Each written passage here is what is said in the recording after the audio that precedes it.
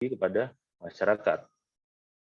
Bentuknya bisa berupa subsidi ataupun dari pembangunan. Nah, itulah pentingnya, artinya kita sama-sama memahami dulu kenapa sih kebijakan perpajakan dikeluarkan. Apalagi nantinya ada kenaikan tarif yang 11%. Kebijakan ini kita harapkan dapat menjamin pelaksanaan dari APBN.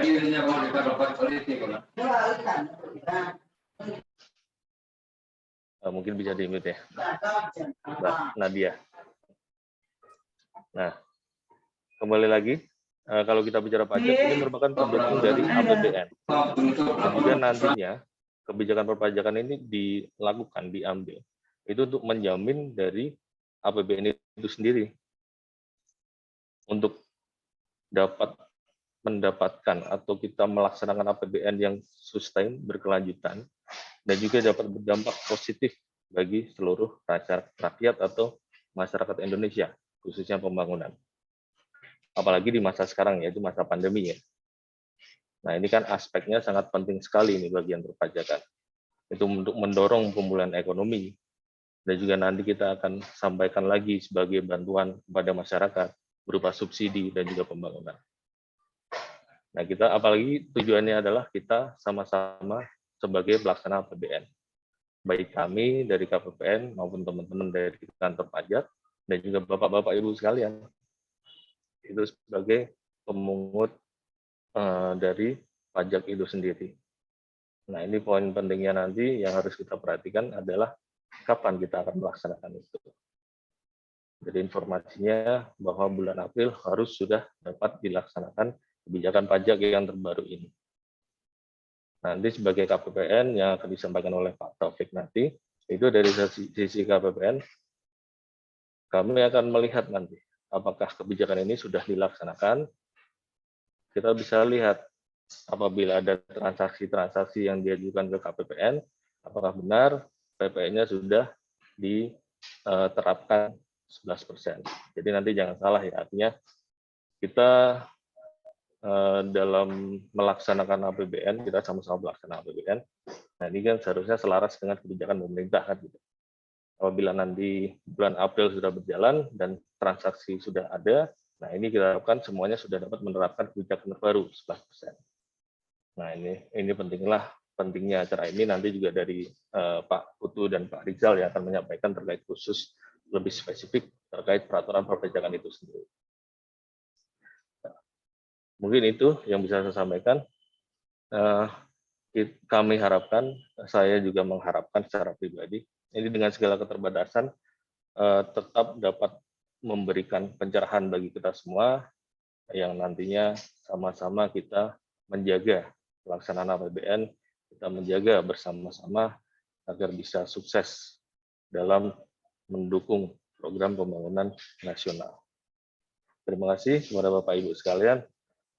Demikian sambutan dari saya harapkan dapat diikuti dengan seksama dan untuk dapat dilaksanakan bulan April nanti. Terima kasih sebelumnya. Assalamualaikum warahmatullahi wabarakatuh. Saya kembalikan ke Mbak Nadia. Waalaikumsalam warahmatullahi wabarakatuh. Baik, terima kasih Bapak Dimas atas sambutannya. Untuk selanjutnya adalah acara pemaparan singkat mengenai pengenaan pajak pada tagihan negara yang akan disampaikan oleh Bapak Taufik. Kepada Bapak Taufik kami persilakan. Oke, baik. Terima kasih Mbak Nadia selaku MC di pagi hari ini. Izin Bapak Ibu, suara saya terdengar, apakah terdengar jelas ya di tempat Bapak Ibu masing-masing? Saya rasa jelas ya Bapak Ibu ya. Baik, untuk sesi terkait dengan pengenaan pajak ya, khususnya untuk di sisi kami di KPPN terkait dengan pengenaan potongan pajak khususnya di XPM pada sesi di pagi hari ini. Saya hanya akan membawakan materi secara singkat ya Bapak Ibu. Saya hanya akan merefresh atau menyegarkan kembali wawasan Bapak Ibu sekalian terkait dengan pengenaan dan kebenaran perpajakan di potongan pajak SPM Bapak Ibu sekalian. Di mana di undangan kami memang kami mengharapkan Bapak Ibu yang bisa hadir adalah pejabat perbendaharaan pada satuan kerja. Dalam hal ini adalah Bapak Ibu selaku pejabat penandatangan SPM dan pejabat bendahara pengeluarannya, karena kedua pejabat perbendaharaan ini erat kaitannya untuk penerbitan SPM dan pengajuan SPM ke KPPN. Baik, Bapak Ibu izin saya share screen.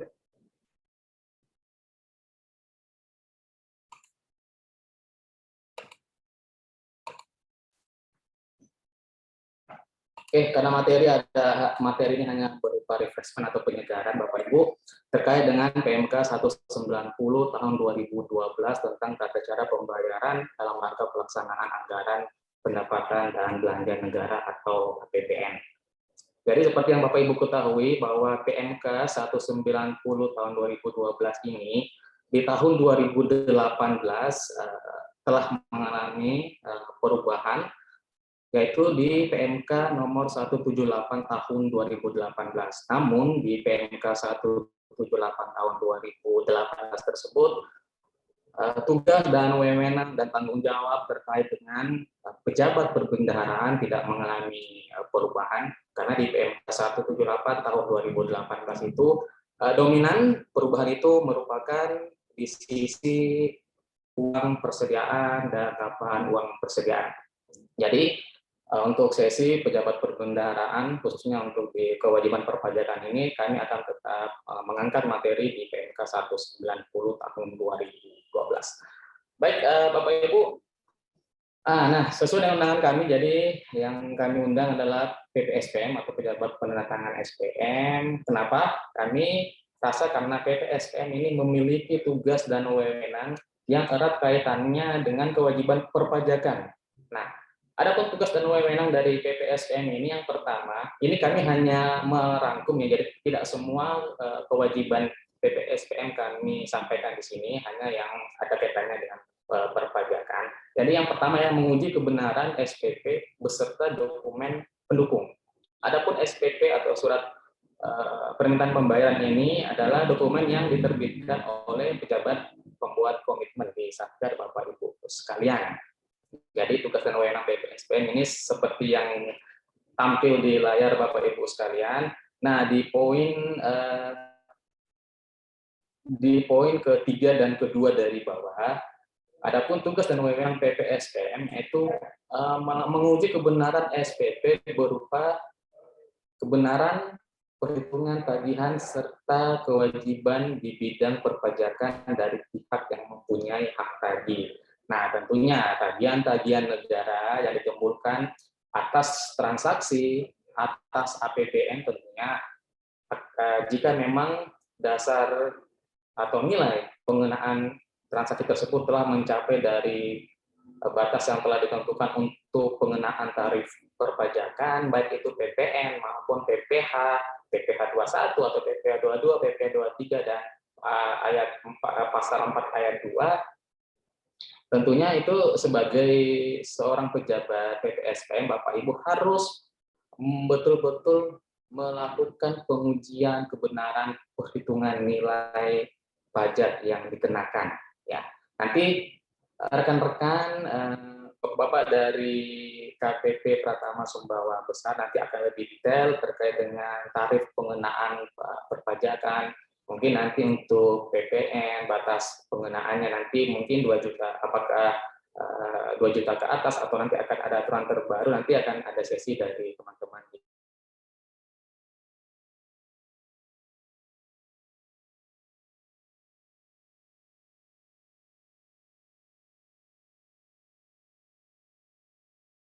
Baik itu kepala satkernya maupun kuasa pengguna anggarannya. Selanjutnya, pengangkatan bendahara pengeluaran ini tidak terikat dengan periode tahun anggaran. Jadi jika untuk periode berikutnya bendahara pengeluaran masih orang yang sama, maka pengangkatan surat keputusan pengangkatan sebagai bendahara pengeluaran itu tetap masih dapat dipergunakan. Nah, nanti jika adanya perubahan atau pergantian bendahara pengeluaran, baru diterbitkan, kepada satuan kerja menerbitkan SK penetapan bendahara pengeluaran yang baru begitu. Nah, adapun tugas dari bendahara pengeluaran adalah melaksanakan tugas-tugas perbendaharaan atau kebendaharaan atas surat atau uang yang berada dalam pengelolaannya. Nah, ini yang Bapak Ibu sebagai bendahara pengeluaran yang setiap harinya tugas-tugas ini yang Bapak Ibu laksanakan. Yang pertama adalah melakukan tugas kebendaharaan terkait dengan uang atau surat berharga yang berasal dari uang persediaan ataupun yang berasal dari pembayaran LS atau pembayaran langsung melalui bendahara pengeluaran. Nah, pembayaran langsung melalui bendahara pengeluaran ini bisa jadi pembayaran perjalanan dinas atau pembayaran honorarium yang notabene dibayarkan melalui rekening bendahara pengeluaran. Nah, selain itu, uang atau surat berharga lainnya yang ada dalam pengelolaan bendahara pengeluaran selain yang bukan berasal dari UP dan bukan berasal dari pembayaran langsung yang bersumber dari APBN, contohnya bisa jadi adalah dropping dana tukik atau dropping dana-dana lainnya yang dari mungkin bisa sebagai contoh dari kantor pusat atau dari satker lainnya seperti itu. Kemudian yang penting lainnya adalah potongan pajak yang belum disetor. Nah, ini juga merupakan bagian dari uang atau surat berharga yang harus dikelola dengan baik oleh bendahara pengeluaran, terutama pada sesi kali ini kita akan fokus di pajak ya. Jadi sebagai bendahara pengeluaran, Bapak Ibu sebagai wajib pungut dan wajib potong, tentunya juga sebagai wajib setor Bapak Ibu. Jadi begitu potongan pajak yang sudah dipotong atau dipungut, tentunya nanti akan harus disetorkan ke kas negara. Nah, uang yang Bapak potong itu, nah nanti harus Bapak Ibu kelola dengan baik sampai nantinya uang tersebut disetorkan ke kas negara. Nah, ini adalah beberapa dari pelaksanaan tugas kebendaharaan untuk bendahara pengeluaran. Nah, ini seperti biasa, Bapak Ibu yang sudah beberapa tahun menjabat sebagai bendahara pengeluaran, mungkin biasa dengar dengan 5M ya. Jadi, inti dari tugas dan fungsi bendahara pengeluaran itu ada 5M. Jadi yang pertama adalah menerima, kemudian menyimpan, menatausahakan, membukukan, dan mempertanggungjawabkan. Nah, jadi mempertanggungjawabkan tentunya di akhirnya adalah mempertanggungjawabkan berupa laporan pertanggungjawaban bendahara, baik itu bendahara pengeluaran maupun bendahara penerimaan. Nah, jadi ini ada beberapa ya Bapak Ibu bisa dilihat sendiri di layar. Jadi setelah tadi menerima, menyimpan, menatausahakan, dan membukukan, kemudian selanjutnya kewajiban berikutnya itu melakukan pengujian dan pembayaran berdasarkan dari perintah PPK. Nah, sebagai bendahara pengeluaran, Bapak Ibu tentunya bertindak independen. Dalam artian Bapak Ibu tidak bisa diatur, tidak bisa mendapat perintah terkait dengan hal-hal yang memang di luar peraturan perbendaharaan. Bapak Ibu memiliki kewenangan mutlak untuk melakukan pengujian, untuk menerima jika memang seluruh persyaratan itu sudah sesuai dengan peraturan yang berlaku, atau menolak perintah pembayaran dari PPK apabila seluruh persyaratan itu tidak bisa dipertanggungjawabkan untuk dilakukan proses pembayaran. Nah, makanya Bapak Ibu sebagai bendahara pengeluaran bertindak dan mempertanggungjawabkan secara pribadi. Jadi tentunya jika nanti ada timbul kerugian atas kelalaian dari bendahara pengeluaran, itu merupakan tanggung jawab pribadi Bapak Ibu sendiri. Dalam artian Bapak Ibu jika ada temuan atau ada menimbulkan kerugian negara, Bapak Ibu wajib mengganti dengan menggunakan uang pribadi selaku bendahara pengeluaran. Oke, kemudian tugas dan kewajiban Bapak Ibu selaku bendahara pengeluaran selanjutnya melakukan pemotongan atau pemungutan penerimaan negara dari pembayaran yang dilakukannya. Nah, ini erat kaitannya dengan fungsi Bapak Ibu selaku wajib potong dan wajib pungut. Kemudian fungsi wajib setornya Bapak Ibu di sini menyetorkan pemotongan dan pemungutan yang tadi, yang sudah Bapak Ibu potong dan pungut dari pembayaran yang dilakukan, dan menyetorkan kepada kas negara. Kemudian selanjutnya, kewajiban Bapak Ibu selaku bendahara pengeluaran adalah mengelola rekening tempat penyimpanan uang persediaan. Jadi tentunya masing-masing bendahara pengeluaran memiliki rekening. Dalam hal ini penamaannya Bapak Ibu tentunya tahu ya, BPJ 101 untuk rekening di wilayah KPPN Sumbawa Besar, kemudian uraian selanjutnya adalah uraian kode sarkan masing-masing. Jadi Bapak Ibu harus mengelola rekening tersebut, pada akhir bulan mencetak rekening koran untuk nanti disandingkan pada saat pembuatan laporan pertanggungjawaban atau LPJ. Nah, di poin terakhir pelaksanaan tugas dan kewajiban bendahara pengeluaran yaitu menyampaikan laporan pertanggungjawaban atau LPJ kepada kepala KPPN selaku kuasa BUN di daerah. Oke, ini penyelesaian. Kita masuk ke bab penyelesaian tagihan negara. Nah, ini untuk pembuatan komitmen. Nah, pembuatan komitmen ini lebih ke PPK, Bapak Ibu sekalian ya. Nah, ini Bapak Ibu nanti bisa sampaikan ke PPK beberapa penyampaian bahwa pelaksanaan kegiatan dan penggunaan anggaran pada DIPA yang mengakibatkan pengeluaran negara ini harus dilakukan melalui suatu pembuatan komitmen. Nah, ada beberapa jenis pembuatan komitmen. Nah, jadi bisa melalui perjanjian atau kontrak untuk pengadaan barang jasa. Jadi seperti yang Bapak Ibu ketahui di Perpres pengadaan barang dan jasa ada beberapa bentuk perjanjian atau bentuk kontrak. Yang pertama sampai dengan nilai 10 juta, untuk bentuk perikatannya bisa berupa bukti pembayaran atau nota pembayaran itu untuk transaksi sampai dengan 10 juta. Untuk transaksi sampai dengan 50 juta, nah, bentuk perikatannya atau bentuk komitmennya berupa kwitansi. Nah, untuk transaksi atau pembayaran dengan nilai 50 juta sampai dengan 200 juta, bentuk perjanjiannya berupa SPK. Nah, selanjutnya untuk 200 juta ke atas, perjanjian dan kontraknya berupa surat perjanjian. Selain itu, tentunya kita juga mengenal surat pesanan. Nah, surat pesanan itu untuk perjanjian atau kontrak pengadaan barang jasa dalam bentuk purchasing atau pengadaan secara elektronik. Nah, seperti itu. Kemudian bentuk komitmen berikutnya itu penetapan keputusan atau SK. Tentunya suatu tim yang dibentuk oleh KPA atau oleh Kepala Satuan Kerja membutuhkan pembayaran honorarium, misal ya. Nah, itu perbuatan komitmennya berupa penetapan keputusan atau SK.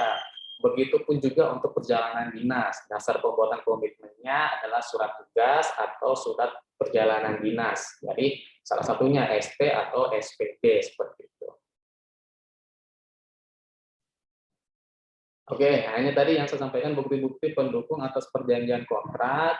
Nah, jadi pertama bukti perjanjian kontrak yang tadi saya sudah jelaskan di slide sebelumnya, kemudian berita acara penyelesaian pekerjaan atau BAPT jika pekerjaan atau kontrak tersebut adalah kontrak termin atau bertahap, kemudian berita acara serah terima pekerjaan atau barang jika itu adalah pekerjaan sekaligus atau pekerjaan itu telah rampung 100%, kemudian bukti penyelesaian pekerjaan, berita acara pembayaran, kwitansi atau bentuk perikatan lainnya.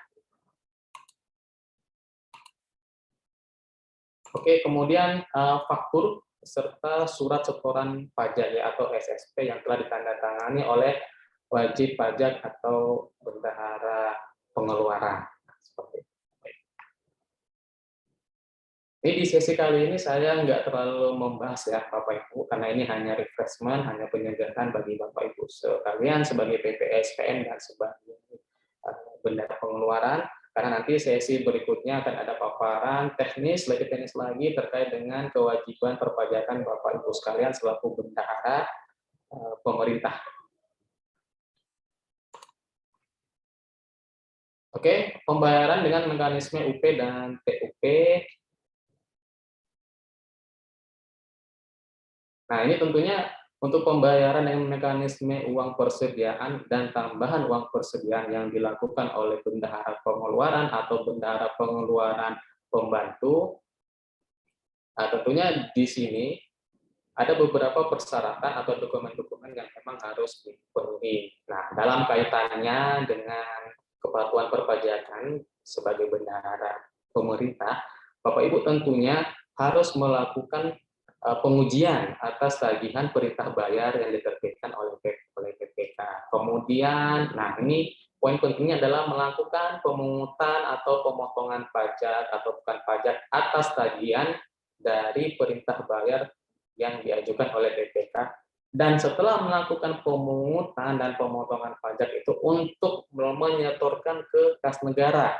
Nah, nanti akan dijelaskan oleh rekan-rekan dari KPP, mungkin nanti akan berapa batas waktu terkait penyetoran ke kas negara. Mungkin dipungutnya atau dipungutnya tanggal sekian atau bulan sekian, untuk menyetorkan ke kas negara berapa hari, itu termasuk dengan pelaporan pajaknya. Nanti akan rekan-rekan dari KPP Pertama Sumbawa Besar yang akan lebih detail menjelaskan hal tersebut.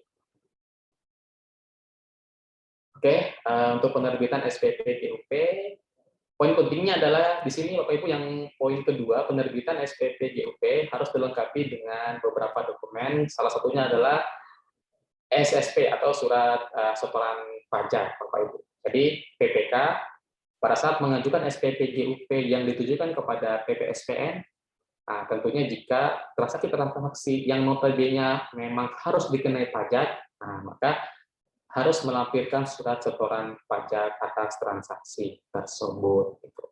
Nah, oke, sama juga dengan SPP PTUP atau pertanggungjawaban PTUP. Dokumen-dokumen pendukungnya sama, jadi salah satunya adalah SSP atau surat setoran pajak dan faktur pajak jika memang ada, seperti itu. Nah, ini untuk pengujian SPP yang merupakan tugas dari PPSPN. Nah,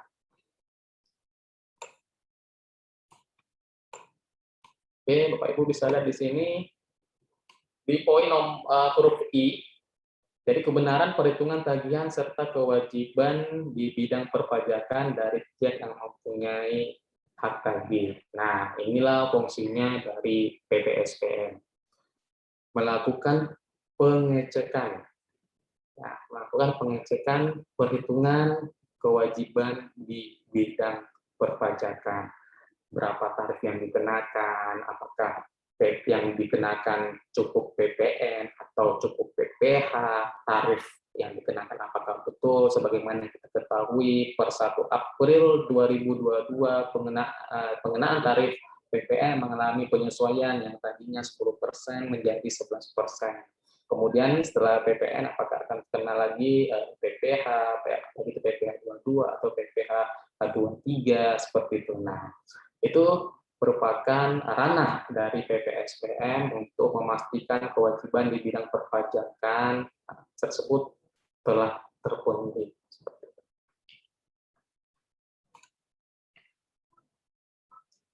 Nah, kalau ini adalah penyampaian SPM ke KPPN, ini Bapak Ibu selaku PPSPN tentunya sudah paham ya, karena hampir tiap minggu menyampaikan SPM ke KPPN.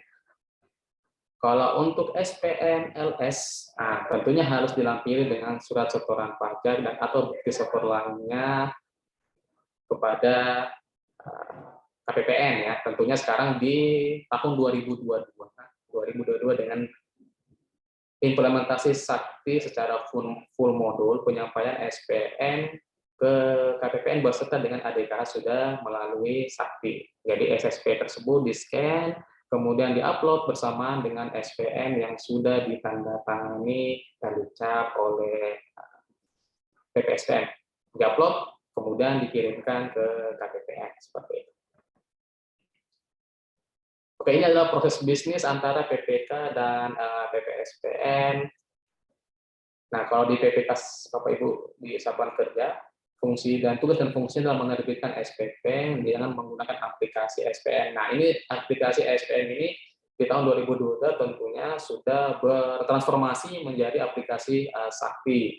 Kemudian untuk PPSPM tugasnya menguji beberapa dokumen. Nah, jadi dokumen-dokumen pendukung SPP, kesesuaian penandatanganan SPP, kemudian kebenaran pengisian format SPP, kesesuaian kode bas atau kode akun, kemudian memastikan ketersediaan anggaran atas akun yang akan dimintakan pembayaran. Nah, itu juga merupakan tugas dan fungsi dari PPSPM. Jadi minimal PPSPM ini memiliki monitoring ketersediaan dana. Jangan sampai dana yang tersedia itu tidak cukup untuk membayar tagihan-tagihan yang diterbitkan oleh PPK seperti itu. Nah, kemudian kebenaran formal dokumen serta surat keputusan yang menjadi persyaratan pembayaran gaji dan pembayaran lainnya. Dan terakhir adalah kebenaran perhitungan gaji serta kewajiban di bidang perpajakan. Oke, baik Bapak Ibu. Demikian cukup singkat ya Bapak Ibu, karena memang waktu yang tersedia memang terbatas, dan ini adalah materi-materi yang sepertinya Bapak Ibu selaku PPSPM dan selaku bendahara pengeluaran sudah sering menerimanya. Oke, materi terkait dengan pengenaan perpajakan khususnya di SPM, saya cukupkan sampai di sini Bapak Ibu.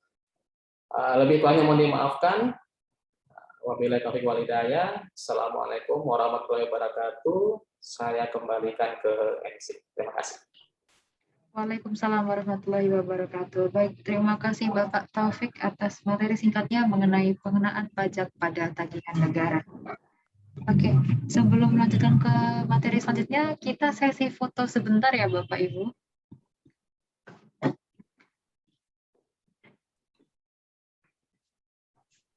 Oke, untuk yang belum menyalakan kameranya, dimohon untuk dapat menyalakan kameranya dulu sebentar ya.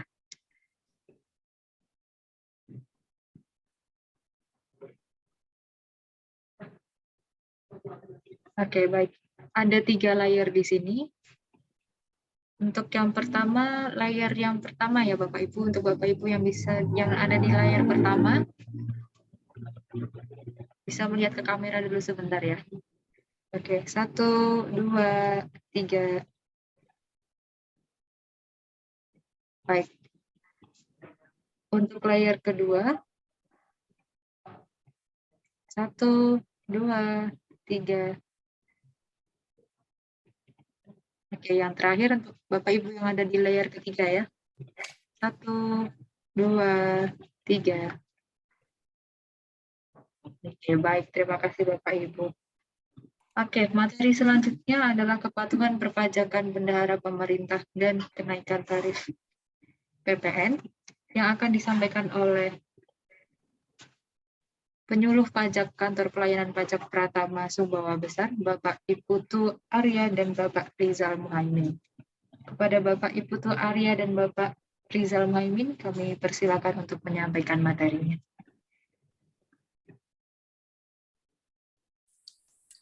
Baik, terima kasih Mbak Nadia. Assalamualaikum warahmatullahi wabarakatuh. Selamat pagi dan salam sejahtera untuk kita semua. Bapak Ibu yang saya hormati, para bendahara atau bagian keuangan, pengelola keuangan, Satker Sumbawa dan Sumbawa Barat kalau tidak salah ya. Kami dari KPP Sumbawa, saya sendiri perkenalkan, nama saya Rizal Muhaimin, saya sebagai penyuluh pajak, kemudian rekan saya Iputu Arya, ya penyuluh pajak juga.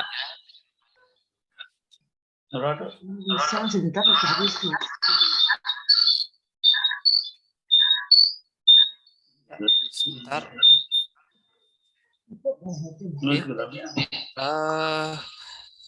Kami berdua di sini ya akan membahas, ada suara yang bocor Mbak Nadia. Baik, saya di sini akan membahas terkait dengan perpajakan bendahara instansi pemerintah, terutama yang perlu ditekankan adalah tarif PPN 11% yang akan mulai dilaksanakannya itu tanggal 1 April 2022. Jadi saya perlu tekankan kepada bendahara-bendahara semua untuk tarif PPN telah berubah. Jadi 1 April 2022 tarifnya dari awalnya 10% menjadi 11%. Saya izin share, saya screen.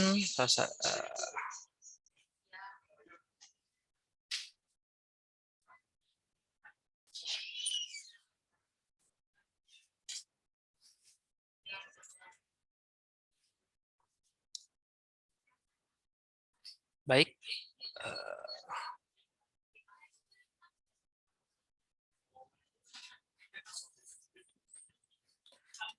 Baik, kita mulai saja ya, pajak pertambahan nilai berdasarkan pada Undang-Undang Harmonisasi Peraturan Perpajakan.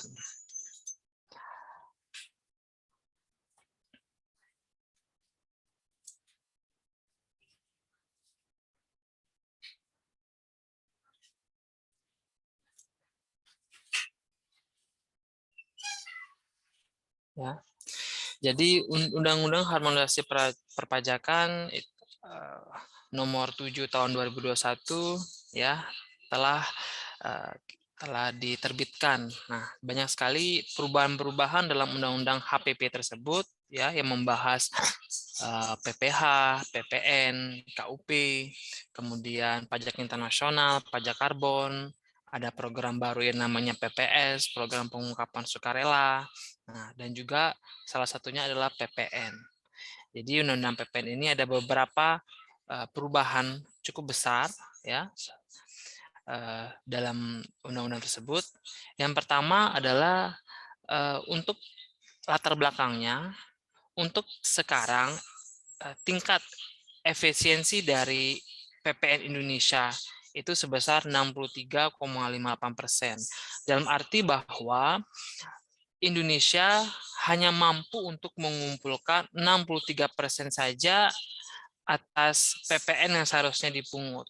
Kalau kita misalnya melihat negara tetangga seperti Singapura atau PPN itu bahkan bisa mencapai 80% dari seharusnya kalau kita melihat dari GDP begitu ya. Kemudian yang kedua, penyebab dari belum sepenuhnya dipungut dari PPN ini itu ada dua hal ya. Yang pertama, objek pajaknya yang masih perlu diperluas gitu. Kemudian yang kedua itu fasilitas PPN yang masih banyak diberikan. Nah, itulah makanya dengan berlakunya Undang-Undang PPN ini maka untuk memperluas dari basis pemajakan. Dan yang ketiga adanya tingginya tax expenditure ya dari tahun 2019 itu ada sebesar 65%. Nah, untuk perubahan Undang-Undang PPN ini secara garis besar ada 5 ya. Yang pertama itu pengurangan objek dan fasilitas PPN. Nah, itu kita lihat itu mengubah beberapa ketentuan pada pasal 4A dan pasal 16B Undang-Undang PPN. Kemudian yang kedua, kenaikan tarif PPN yang tertuang dalam pasal 7 Undang-Undang PPN. Kemudian yang ketiga, kemudahan dan kesederhanaan, ya, menyisipkan pasal baru, yaitu pasal 9A, pengkreditan pajak masukan, memperbaiki dan menghapus beberapa ketentuan pada pasal 9, dan yang terakhir, pendelegasian wewenang. Nah, untuk pengurangan objek dan fasilitas PPN, itu ada beberapa penjelasan lebih lanjut. Ya, intinya bahwa yang pertama menekankan pada bukan objek pajak. Jadi ada beberapa yang memang itu bukan pungutan PPN, tapi itu merupakan pungutan dari pajak daerah. Misalnya contohnya itu dari sini kita bisa melihat objek jasa perhotelan, jasa parkir, jasa boga atau catering, jasa kesenian atau hiburan itu merupakan objek pajak daerah, retribusi daerah. Kemudian adanya pengurangan atau pengecualian dari fasilitas PPN agar lebih mencerminkan keadilan dan tepat sasaran. Selanjutnya, fasilitas pembebasan PPN diberikan terhadap barang kebutuhan pokok, jasa kesehatan, jasa pendidikan, jasa pelayanan sosial, dan beberapa jenis lainnya. Jadi, untuk sebelum Undang-Undang HPP, barang kebutuhan pokok, jasa kesehatan, pendidikan, dan jasa pelayanan sosial, dan berbagai jenis jasa lainnya itu bukan merupakan objek pajak. Nah, sekarang dengan adanya Undang-Undang HPP, maka yang tadi yang saya sampaikan sekarang menjadi barang objek pajak, tetapi mendapatkan fasilitas pembebasan PPN. Gitu. Jadi perlu kita menunggu PMK lebih lanjut terkait dengan barang-barang yang saya sampaikan sebelumnya. Ya. Jadi untuk fasilitas pembebasan PPN ini kriterianya seperti apa, jenisnya seperti apa. Gitu. Tentunya mungkin Bapak Ibu semua ya mungkin bendahara yang ibu-ibu gitu mungkin agak kaget barang kebutuhan pokok karena PPN jadi merasa makin beban apalagi kita mengingat memasuki bulan puasa gitu. Nah, perlu ditekankan bahwa tentunya pemerintah telah memikirkan lebih lanjut kriteria dari barang kebutuhan pokok. Misalnya mungkin untuk beras yang ada di pasar dengan beras yang di pasar, di supermarket, kemudian jenis-jenis dari beras tersendiri mungkin akan dibebaskan. Atau mungkin untuk beras yang impor, yang kualitasnya sangat tinggi, beras Jepang, mungkin akan dikenakan PPN. Gitu. Balik juga selanjutnya untuk yang daging, misalnya mungkin untuk daging yang di pasar, yang di supermarket, itu tarif PP-nya dibebaskan. Atau untuk yang daging yang kelas premium, misalnya Wagyu A5 yang daging yang diimpor dari Jepang. Nah, itu kan sangat tinggi kualitasnya, mungkin akan dikenakan PPN gitu. Jadi kita sementara ini sambil menunggu PMK terkait dengan pengaturan dari PPN ini sendiri. Selanjutnya ya untuk yang sebelumnya ada 15 kriteria fasilitas PPN, sekarang dikurangi menjadi 10 kriteria fasilitas PPN. Jadi intinya adalah tujuannya dengan tetap memperluas basis PPN dengan tetap mempertimbangkan asas keadilan, kemanfaatan khususnya dalam memajukan kesejahteraan umum dan asas kepentingan nasional. Nah, bisa kita lihat di sini barang dan jasa tidak kena PPN. Ya, yang pertama untuk barang hasil pertambangan atau hasil pengoboran yang diambil langsung dari sumbernya tidak termasuk hasil pertambangan batu bara yang sebelumnya non BKP barang kena pajak sekarang menjadi barang kena pajak. Baik lagi ini untuk perluasan objek PPN. Kemudian yang kedua, barang kebutuhan pokok yang sangat dibutuhkan oleh orang banyak, sebelumnya non-BKP, sekarang menjadi barang kena pajak. Kemudian yang ketiga, makanan dan minuman yang disediakan di hotel, restoran, dan sebagainya, itu tetap menjadi non-BKP. Uang emas batangan untuk kepentingan cadangan devisa negara dan surat berharga tetap menjadi non-BKP. Ini saya jelasin sebagai ilmu aja untuk Bapak Ibu semua bahwa ternyata ada perluasan dari objek PPN. Nah, untuk yang selanjutnya atas jasa, ya. Jadi sebelumnya yang non JKP sekarang menjadi JKP. Antara lain itu jasa pelayanan kesehatan medis, jasa pelayanan sosial, jasa pengiriman surat dengan perangko, jasa keuangan, jasa asuransi, ya.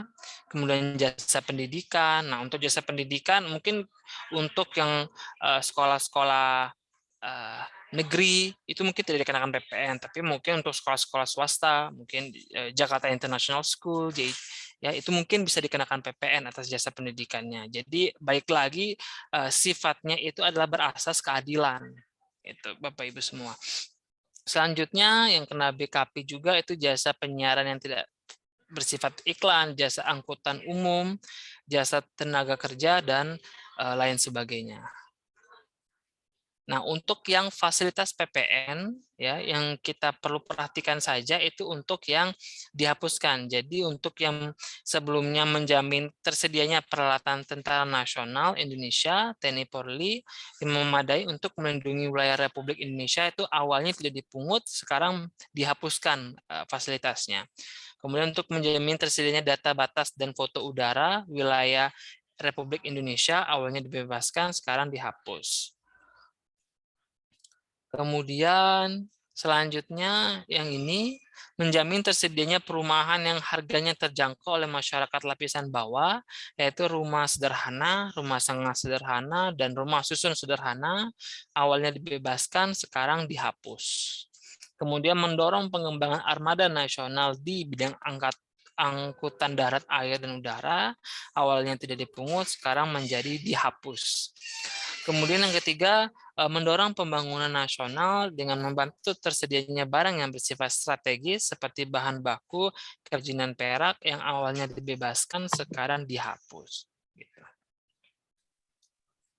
Kemudian menjamin tersedianya air bersih dan listrik yang sangat dibutuhkan oleh masyarakat, awalnya dibebaskan, sekarang dihapus.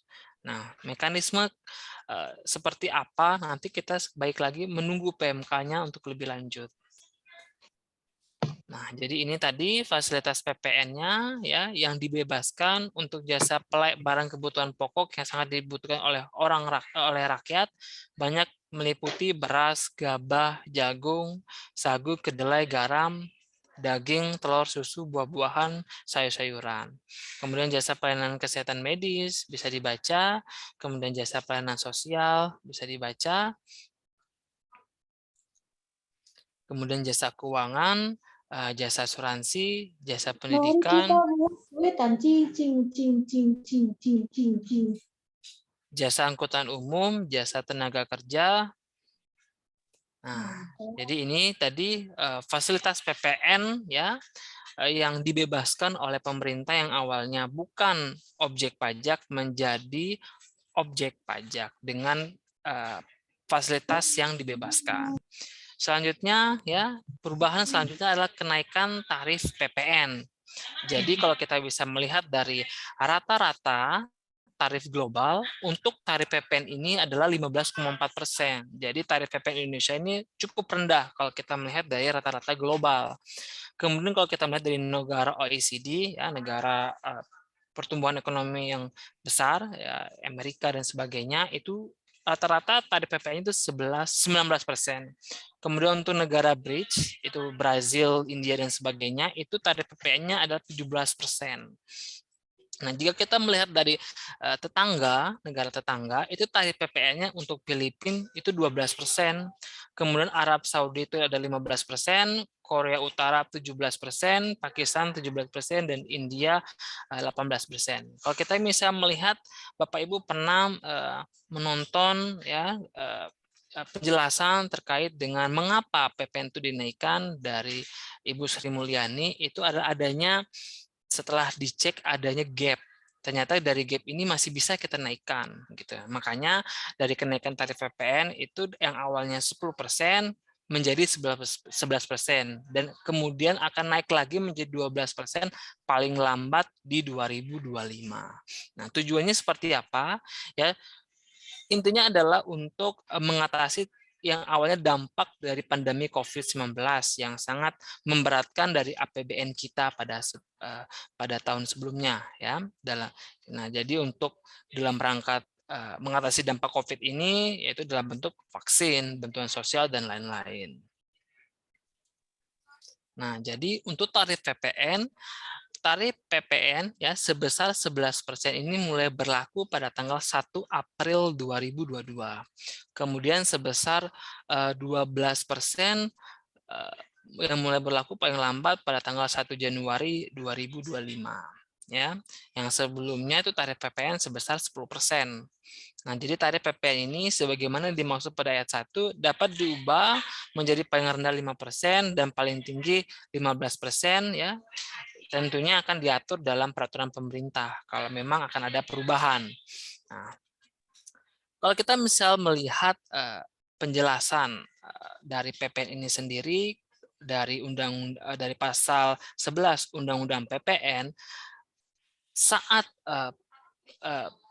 PPN itu dipungut itu pada saat, kalau kita melihat tadi dari pasal 11 itu yang pertama pada saat penyerahan BKP, penyerahan barang kena pajak, kemudian impor JKP, penyerahan JKP, pemanfaatan BKP tidak berwujud dari luar daerah pabean, kemudian pemanfaatan JKP di luar daerah pabean, ekspor BKP berwujud, ekspor BKP tidak berwujud, dan ekspor JKP.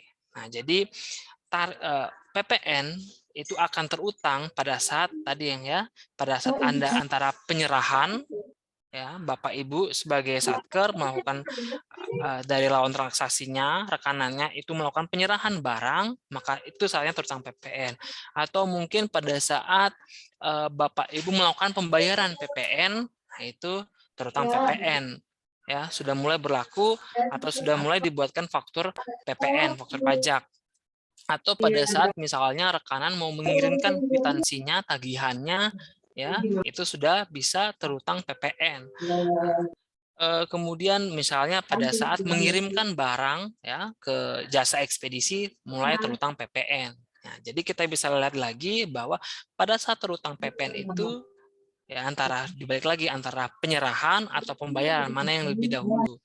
Nah, permasalahan selanjutnya bagaimana misalnya Bapak Ibu melaksanakan kegiatan kontrak, gitu ya, ada kontrak, termin, dan selesai. Nah, dalam kontrak kan jelas di state bahwa nilai kontrak itu berapa, ya. Nah, nilai kontraknya ini tentunya sudah termasuk Mbak Nadia, mohon ada suara yang bocor. Oke, nah kita bisa lihat lagi, saya jelasin sebelumnya, Bapak Ibu melakukan atau melaksanakan kontrak, gitu ya, kontrak dengan termin, tentunya sudah di-apply atau sudah diproses atau pengajuannya di KPPN, gini misalnya kan. Nah, tentunya nilai kontrak itu sudah a whole packet gitu, sudah termasuk PPN dan sebagainya. Nah, bagaimana untuk misalnya pada saat membuat kontrak itu misalnya masih menggunakan 10% gitu ya Bapak Ibu ya. Nah, padahal kita bisa lihat lagi pada 1 April 2022 itu sudah pemberlakuan tarif PPN 11%. Nah, jadi baik lagi yang tadi saya sampaikan, saat terutangnya PPN itu saat melakukan penyerahan barang. Misalnya dalam kontrak, penyerahan barangnya BAST serah terimanya itu tanggal 1 April. Nah, berarti seharusnya menggunakan tarif PPN sebesar 11%. Gitu. Ya. Jadi, kita lihat lagi dari batas penyerahan atau pembayarannya. Jadi kalau misal dalam kontrak BAST-nya 1 April 2022, maka seharusnya itu sudah harus menggunakan tarif PPN sebesar 11%, bukan lagi yang 10%. Itu untuk terkait dengan PPN. Nah, untuk perhitungannya bagaimana? Ya, misalnya Bapak Ibu membeli barang. Nah, ya, kalau ketika nilai barangnya di atas 2 juta kan mulai dikenakan PPN gitu ya. Nah, biasanya ketika kita beli barang kan terkadang barang itu sudah termasuk PPN. Nah, biasanya kan Bapak Ibu dalam melakukan perhitungannya kan 100 dibagi 110 dikali nilai barang tersebut. Nah, berarti sekarang berubah. Jadi 100 per 111 karena PPN-nya sekarang 11%. Gitu. Selanjutnya untuk nilai lain. Ya, jadi nilai lain ini misalnya contohnya atas jasa ekspedisi, kemudian di sini sih ada jasa ekspedisi, jasa pengiriman paket, jasa biro perjalanan wisata, dan jasa penyerahan pengurangan PKP melakukan penyerahan jasa pengurangan transportasi atau freight forwarding. Jadi PPN-nya di sini nanti menggunakan nilai 1%. Nah, jadi seperti itu. Jadi nanti dalam PMK yang akan kita tunggu, nanti akan ada lagi tarif PPN yang 1%, 2%, 3% atas BKP yang tertentu. Nah, atas BKP tertentu itu kita masih menunggu jenis barangnya apa saja yang kena tarif PPN 1%, 2%, maupun 3%.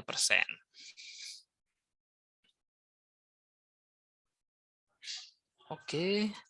Nah, untuk pengkreditan pajak masukan sebenarnya ini untuk yang lawan transaksi Bapak Ibu sebagai rekanan yang bisa untuk mengakui pajak masukannya sebagai sarana untuk melakukan restitusi. Kita skip saja.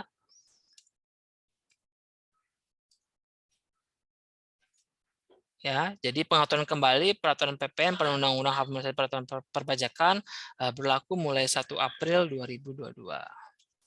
Oke, selesai untuk yang terkait dengan PPN. Selanjutnya saya akan membahas ya terkait dengan kita ini lagi belajar kembali ya Bapak Ibu, kita diskusi kembali untuk perpajakan dari bendahara instansi pemerintah.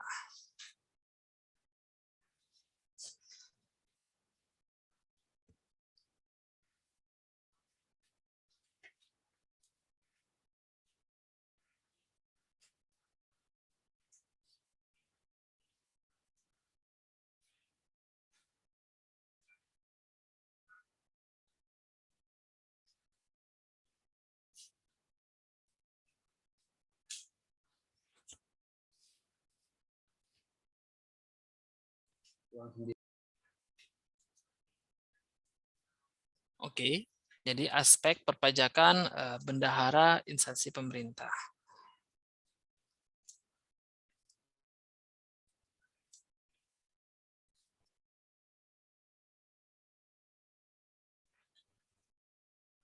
Jadi bendahara pemerintah, bendahara pengeluaran adalah orang yang ditunjuk untuk menerima, menyimpan, membayarkan, menata usahakan, dan mempertanggungjawabkan uang keperluan belanja negara atau daerah. Ya, bisa kita lihat bahwa berdasarkan pada APBN di 2022, posternya untuk pendapatan negara itu senilai 1.846,1 triliun.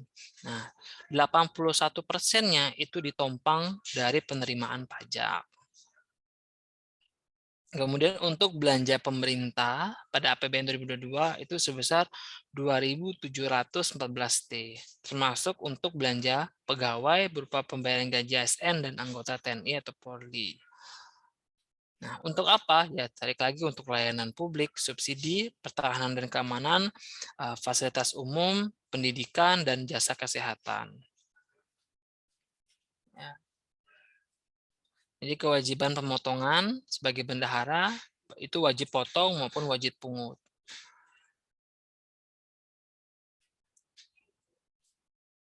Nah, jadi jenis pajak yang dipotong atau dipungut oleh bendahara instansi pemerintah itu PPh pasal 21 atas hubungan dengan pekerjaan, jabatan, jasa, dan kegiatan.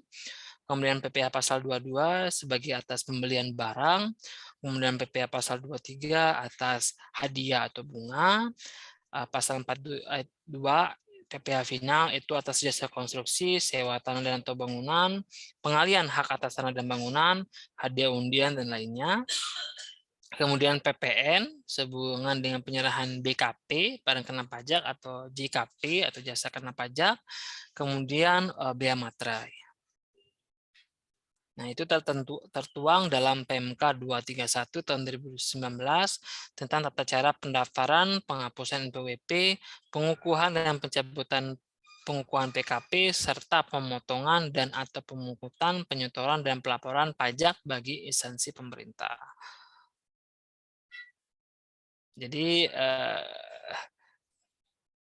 sekarang sebelumnya kan kita mempunyai NPWP bendahara pemerintah gitu ya. Jadi saya sudah yakin sih Bapak Ibu semua sudah sesuai dengan ketentuannya bahwa menggunakan NPWP instansi pemerintah. Jadi yang sebelumnya untuk NPWP bendahara pemerintah kan sudah dihapuskan.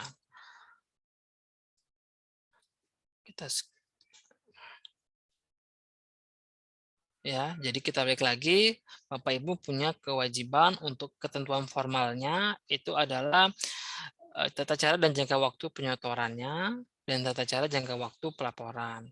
Sedangkan untuk ketentuan materialnya itu kewajiban potput PPh atas belanja pemerintah atau kewajiban pemungutan PPN atas belanja pemerintah dan kewajiban pemungutan PPN atas pendapatan pemerintah. Jadi instansi pemerintah itu apa? Ya, instansi pemerintah pusat, instansi pemerintah daerah, dan instansi pemerintah desa. Oke.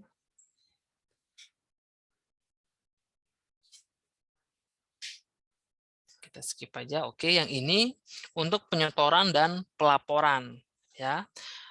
Perlu diingatkan kembali lagi kepada Bapak Ibu ya, bendahara Satker pemerintah untuk jangka waktu penyetoran PPH, PPN dan PPNBM.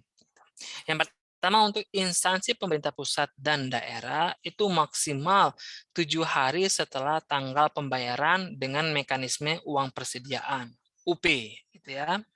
Kemudian yang kedua pada hari yang sama dengan tanggal pembayaran yang dengan mekanisme langsung yaitu SPM. Jadi melalui KPPN maka ketika membuat tagihan kan langsung buat billing langsung buat potongan pajaknya dan langsung akan dibayarkan gitu ya oleh KPPN-nya gitu.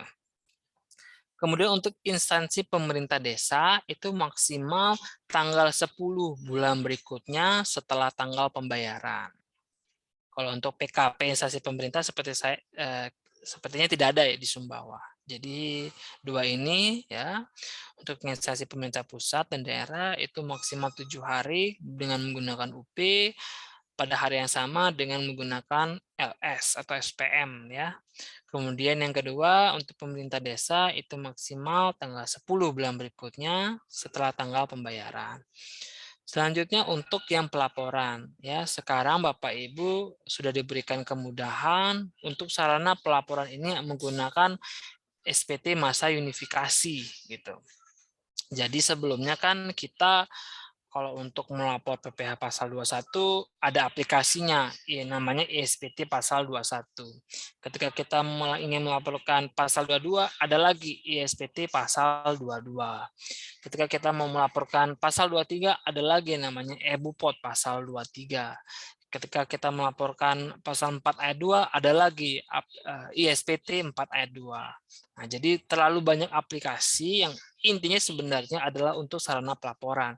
Makanya mulai berlaku ya per 17 tahun 2021 bahwa sarana pelaporan wajib itu menggunakan SPT masa unifikasi per bulan September 2021. Jadi Bapak Ibu saya yakin sekali sekarang itu menggunakan SPT masa unifikasi. Karena balik lagi itu sebenarnya tujuannya untuk memudahkan Bapak Ibu semua sebagai sarana pelaporan. Ketika kita dimudahkan sarana pelaporannya, maka kita taat untuk melaporkan SPT massa. Jadi untuk yang SPT massa PPh pasal 21 atau 26 dan SPT unifikasi itu paling lama itu tanggal 20 bulan berikutnya. Ya, paling lama tanggal 20 bulan berikutnya. Oke, mungkin untuk ini saya ganti yang lain saja. Sebentar, saya izin share.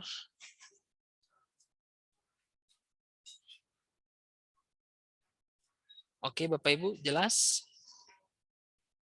Jadi ini adalah ringkasan dari tarif pajak bendahara.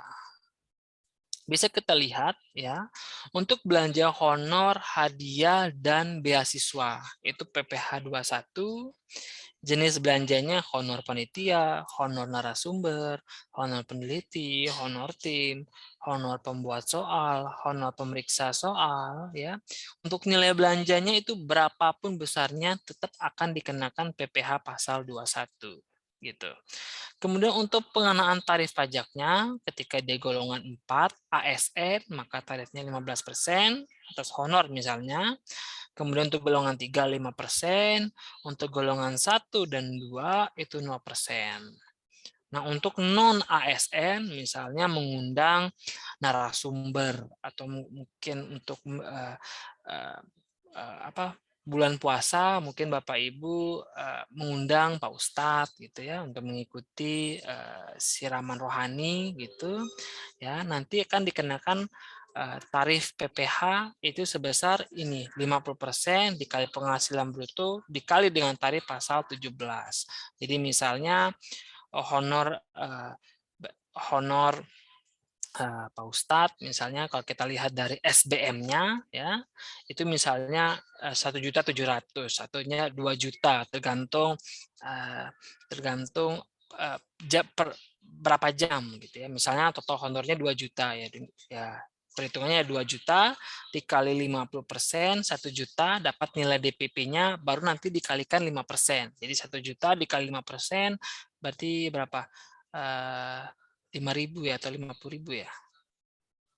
Ya, nanti dikurangin dari pajaknya. Jadi segitu yang akan dikasih ke Pak Ustadz, misalnya gitu. Nah, aturan dasar hukumnya bisa dilihat di PP 68 sampai dengan ada PMK 262 dan sebagainya. Untuk kodenya, baik lagi perlu diperhatikan lagi kepada Bapak Ibu semua untuk kode dan akun pajaknya. Jadi akun pajaknya saya sudah yakin benar ya.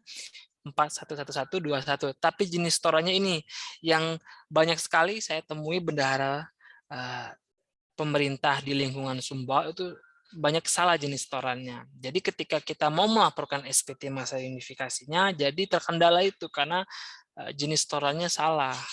Jadi perlu diperhatikan untuk yang non final itu jenis setorannya 100, untuk final itu jenis setorannya 402 gitu ya. Jadi kalau misal gaji nanti pakainya itu pakai kode 100. Ketika dia TPP itu kodenya 402 karena memang tarifnya final gitu. Gitu ya Bapak Ibu, misalnya honor narasumber, honor yang memanggil ASN, yang mengundang ASN, jangan pakai kode 100, tapi kodenya 402. Gitu. Selanjutnya kita lihat lagi. Ya, ini tadi yang peserta kegiatan, berapapun besarnya dikenakan PPh pasal 21. Nilainya seperti yang tadi, balik lagi ditekankan untuk jenis setorannya.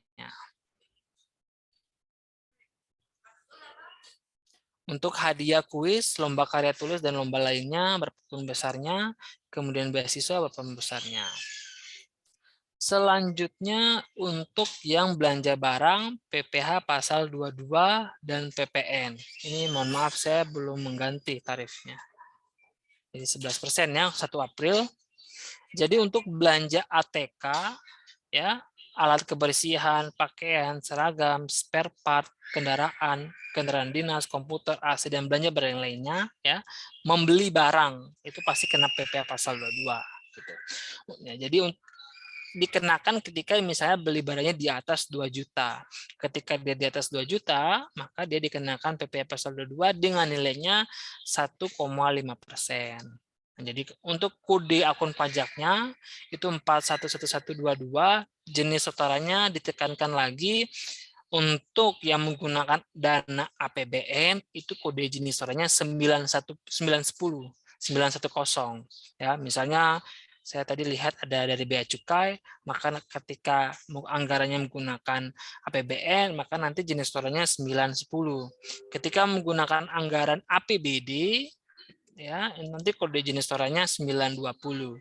Ketika menggunakan dana desa, nanti jenis setorannya 930 gitu. Kemudian ketika dia 2 juta, maka dia juga akan dikenakan PPN. Ya, PPN jika rekanannya itu PKP.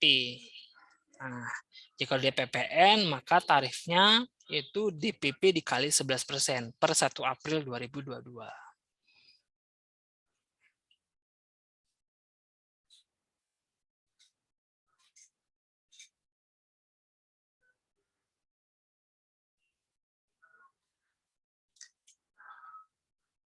Jadi kemudian yang kedua ini selanjutnya ini apa ini? Ya, pembayaran bahan bakar minyak dan dari bukan bahan bakar dan dari PT Pertamina dan pembelian benda-benda pos berapapun besarnya itu tidak dipungut ya, PPN dan PPh pasal 22. Nah, untuk pembayaran listrik, air, dan beras, berapapun besarnya, untuk PPN itu dibebaskan, untuk PPh pasal 22 itu tidak dipungut. Nah, untuk pembelian barang dari dana BOS, ya, pembelian barang dari dana BOS, berapapun besarnya, PPh pasal 22-nya tidak dipungut. Tapi ketika misalnya dia di atas 2 juta, maka akan dikenakan PPN dengan DPP-nya 11%. Nah, kemudian untuk yang belanja barang jasa atau sewa, PPh pasal 23 ya. Untuk jenis servis kendaraan, servis AC, servis komputer, servis alat elektronik, jasa pemeliharaan atau perawatan gedung, contohnya cat gedung, memperbaiki pagar kantor dan sebagainya, jasa fotokopi, jilid, jasa sewa kendaraan, sewa meja dan lain sebagainya yang sifatnya jasa, berapapun besarnya nilainya akan dikenakan PPh pasal 23 ya. Jadi DPP-nya itu dikali 2%. Nah, perlu lagi dilihat ya. Nanti kodenya itu 100 atau enggak kodenya 104. Nah, biasanya untuk jasa lebih enaknya pakai kode 104 saja menurut saya. Itu. Nah, kalau misalnya dia tidak ber-NPWP, nanti pengenaan tarifnya itu 4%. Gitu. Ya. Kalau misalnya di atas 2 juta atas jasa tersebut, akan dikenakan PPN jika lawan transaksinya dia PKP. Dengan nilainya DPP dikali 11% ya, kalau 1 April. Kemudian yang kedua, iklan pemerintah yang tidak bersifat komersial. Kemudian pembelian makanan dan minuman menggunakan jasa catering atau boga,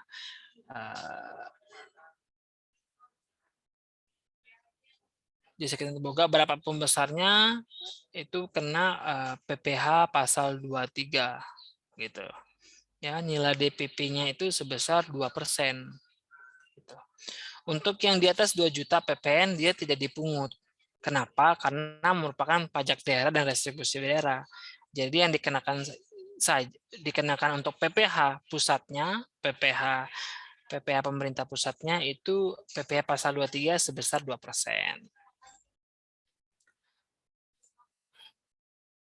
Nah, ini kemudian pembelian makanan dan minuman pada rumah makan, toko kue, restoran, warung, kafe selain jasa catering atau boga. Gitu ya. Maka dia dikenakan PPh pasal 22 ketika misalnya di atas 2 juta. Ya, punya NPWP maka DPP-nya 1,5%, tidak punya NPWP maka DPP-nya 3%. Kode setorannya itu 411122, sedangkan untuk jenis setorannya karena ketika menggunakan APBD itu 920, APBN 910, kalau dana desa 930. Kalau dia ada di atas 2 juta kena PPN, maka dia tidak dipungut, balik lagi pajak daerah, restribusi daerah. Jadi cuma dikenakan PPh pasal 22. Nah, bagaimana ketika misalnya pembeliannya itu sudah termasuk PPN? Nah, maka nanti cari dulu DPP dasar pengenaan pajaknya 100 dibagi 111 dikali dari nilai transaksi.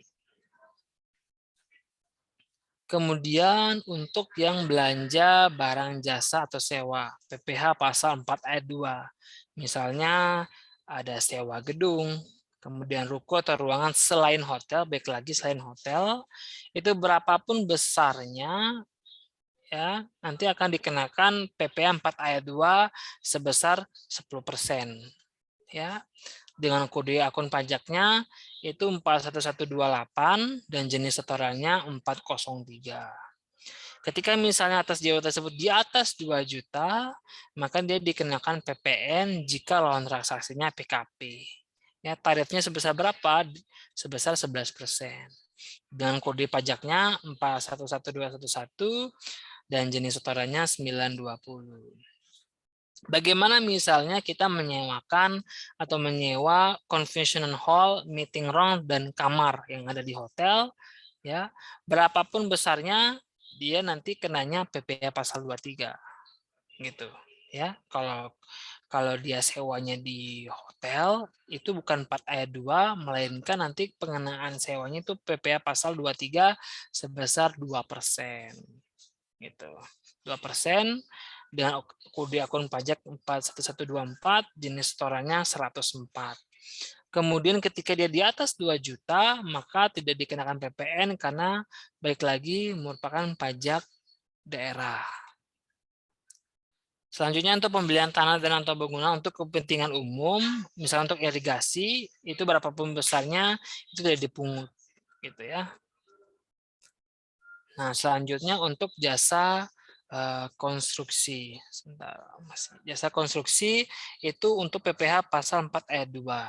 Jadi ada perbedaan untuk pengenaan PPh 23 dengan PPh jasa konstruksi.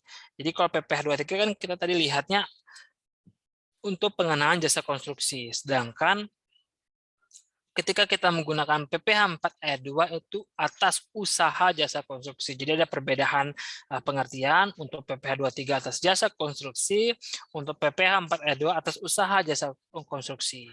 Jadi perbedaannya lah ketika misalnya rekanan kita itu setelah legalitasnya telah terregistrasi dalam lembaga pemberdayaan konstruksi gitu ya, yang punya SBU, sertifikat badan usaha, nanti dikenakan PPh pasal 4 ayat 2 gitu.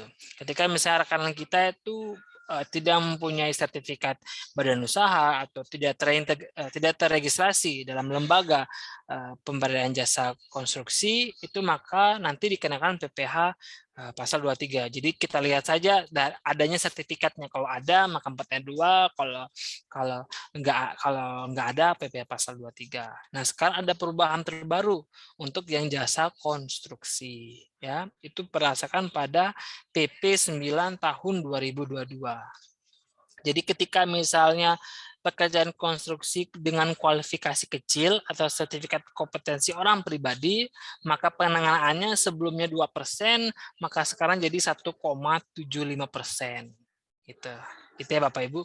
Kemudian ketika misalnya dalam SBU-nya kan sudah jelas tuh. Ketika SBU-nya dia apakah kualifikasinya apa? Apakah dia kecil, menengah, atau besar? Kualifikasi kecil, maka nanti pengenaan tarifnya 1,75% PPh finalnya. Ketika misal kualifikasinya menengah atau besar, maka nanti pengenaan tarifnya itu 2,65%. Ya. Kemudian jika pengenaan konstruksi terindikasi punya sertifikat badan usaha, nanti kenaannya 2,65%. Bagaimana misalnya dia tidak tanpa kualifikasi, maka nanti kenanya dia lebih tinggi 4%. Kemudian tanpa punya sertifikat badan usaha 4%, ya. Kemudian konsultansi, ya, konsultansi konstruksi itu nanti kenanya 3,5%, kalau tidak memiliki itu 6%. Ya, ketika dia di atas 2 juta dan akan dikenakan PPN dia ketika dia PKP, nilainya sebesar 11%. Ini terkait dengan jasa konsultasi. Ketika pengenaan jasa konsultasinya orang pribadi, itu akan dikenakan PPh pasal 21. Ketika misalnya jasa konsultasinya itu selain dari orang pribadi, misal PT atau CV, maka dia dikenakan PPh pasal 23. Sama juga dengan misalnya kita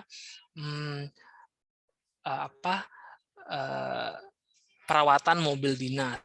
Ketika kita perawatan dinasnya di bengkel, ya, di orang pribadi, itu nanti seharusnya dikenakan PPh pasal 21.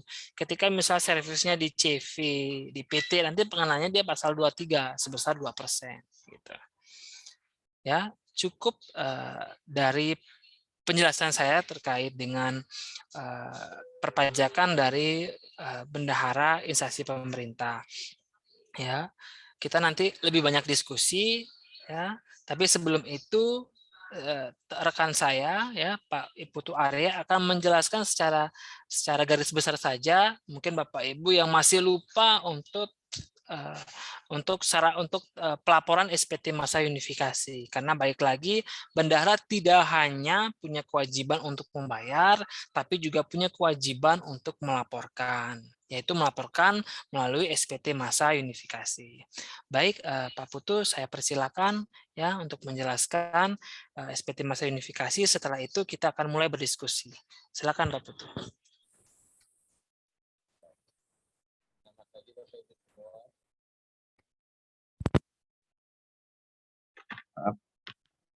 Selamat pagi Bapak Ibu semua.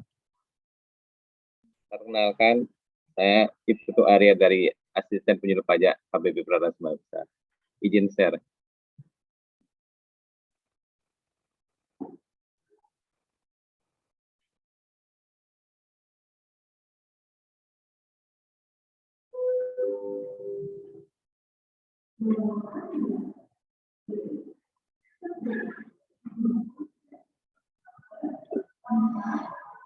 Selamat pagi, Bapak Ibu semua. Mungkin Bapak Ibu semua sudah melaporkan yang sebagai bendahara instansi pemerintah untuk SPT masa unifikasi instansi pemerintah. Nah, apa saja itu instansi untuk EBUPOT unifikasi instansi pemerintah, yaitu ada SPT masa unifikasi pasal 4 ayat 2, pasal 15, pasal 22, pasal 23, dan pasal 26. Nah, ini untuk ada juga instansi pemerintah yang pasal 21. Nah, semua ini dalam subunit organisasi subunit pajak Go ID.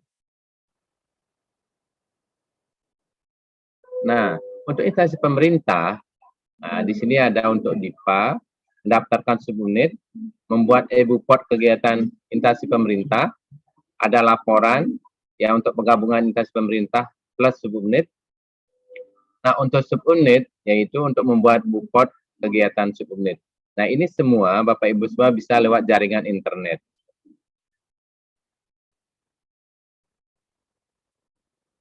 Nah, Bapak Ibu semua kan mungkin sudah pada mulai untuk pelaporannya ya, yang dimulai kemarin dari bulan September. Nah, mungkin ada yang belum atau mungkin ada yang lupa. Nah, ini nanti lewat DJP online, nanti dibuka login, kata sandi, kode keamanan, baru login. Nah, maka muncul SPT unifikasi pasal 21 maupun pengaturan.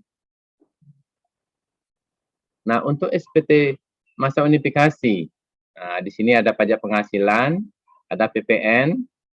Nah, untuk pajak unifikasi pajak penghasilan, di sini ada pasal 4 ayat 2, pasal 15, pasal 22 maupun pasal 23. Nah, untuk memulainya, mulai kita merekam, habis itu kita isi periodenya. Nah, maka akan muncul, ya mungkin mau rekam atau daftar pasal 4 ayat 2, pasal 15, maupun pasal 22 maupun pasal 23. Nah, seandainya Bapak Ibu semua untuk pelaporannya ada yang 1-2 bisa direkam langsung. Nah, kalau yang banyak, bisa diimport data melalui Excel. Nah, untuk identitas pajak yang dipotong atau dipungut, di sini diisi tahun pajak, masa pajak NPWP. Selanjutnya, maka akan muncul pilihan kode objek pajak, tarif maupun bruto semua ada di sini. Nah, setelah itu untuk fasilitas bisa dipilih. Selanjutnya untuk untuk dokumennya, bisa dipilih dokumennya, tanggal, baru ditambahkan. Nah, untuk identitas pemotong pajak, diisi di sini sebagai apa dia? Sebagai bendahara. Nah, di sini nomor bukti potongnya diisi, lalu disentang, baru disimpan. Nah, maka akan muncul kayak gini Bapak Ibu semua. Nah, apabila sudah diposting, maka dia akan muncul warna hijau kayak ini. Apabila belum diposting, maka akan muncul ya yang warna kuning. Nah, di sini yang belum diposting ini bisa dirubah maupun dihapus ataupun ditambahkan, bisa di sini. Nah, sedangkan untuk SPT masa unifikasi PPN, di sini untuk ininya jenis pemungutannya nanti diisi nomor NPWP, nomor faktur, dan kode keamanan baru cek faktur. Nah, maka akan muncul NPWP, nomor faktur. Nah, ini semua nanti akan kelihatan Pak Ibu semua. DPP-nya, PPN-nya, terus disimpan. Nah, untuk selanjutnya, sebelum posting, yaitu diisi dulu tahun, masa, dicek, nah maka akan kelihatan nanti baru diposting. Nah kelihatan kayak ini. Untuk jenis setorannya ada kode jenisnya maupun PP yang dipotong. Nah apabila udah betul semua, nah maka muncul akan ini. Nah, apabila ada yang gagal posting, mungkin masih ada kesalahan dalam pengisian NTPN maupun masa ataupun jenis kode setoran. Nah, setelah untuk perekaman data bukti store, maka akan muncul gini, maka terus diproses. Nah, untuk SPT masa pasal 21 untuk bukti potongnya, nanti diisi di sini ada bulan, tahun, habis itu cari. Nah, untuk bulan, nah di sini isi tahunnya pilihan masa pajak. Nah, NPWP, nah keluar nama. Nah, nanti untuk jenis pemotongan pasal 21-nya di sini ada kodenya nanti. Nah, untuk kode jenis pajak nanti bisa diisi di sini. Terus penghitungannya jumlah bruto pasal 21 diisi tanah rumput dan cenderang baru disimpan.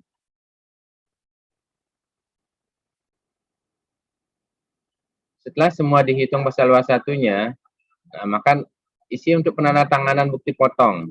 Nah, siapa yang menandatangan? Pengurusnya, yaitu bendahara atau siapa. Nah, isi nama, tanah rumput dan cenderang baru simpan. Nah, setelah itu akan muncul untuk daftar SPT masa kayak ini. Nah, ini untuk draft aja, belum diposting, belum dikirim yang ini. Nah, itu akan untuk penandatanganan akan muncul gini apabila pengurus belum aktif, maka diaktifkan dulu di pengaturan nanti. Nah, ini yang udah aktif bendahara setelah ditambahkan tadi. Nah, ini untuk subunitnya, nanti diisi subunit apa, nomor NPWP, semua dilengkapi. Nah, kayak ini kan muncul kayak ini. Maka kalau memang batal atau dihapus, bisa dihapus. Nanti kalau memang udah betul semua, bisa disimpan. Nah, muncul kayak ini, yang udah betul semua. Nah, untuk subunit, instansi pemerintah.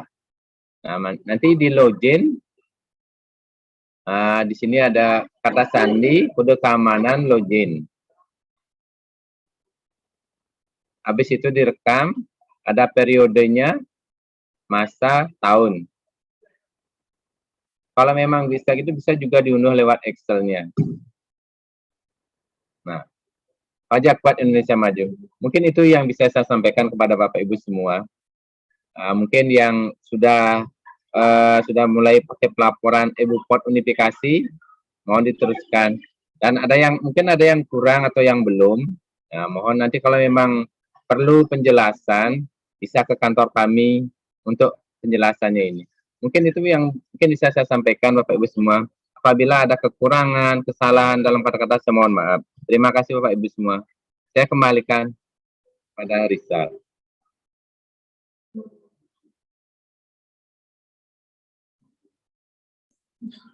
Baik, Pak Putu, terima kasih. Ya, selanjutnya mungkin kita ada sesi tanya jawab ya. Coba Mbak Nadia, silakan.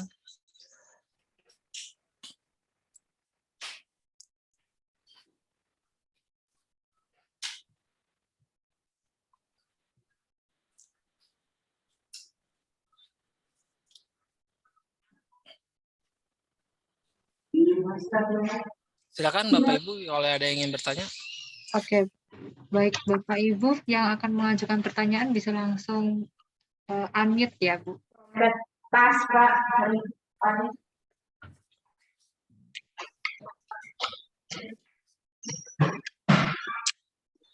Silakan Bapak Ibu bagi yang akan mengajukan pertanyaan.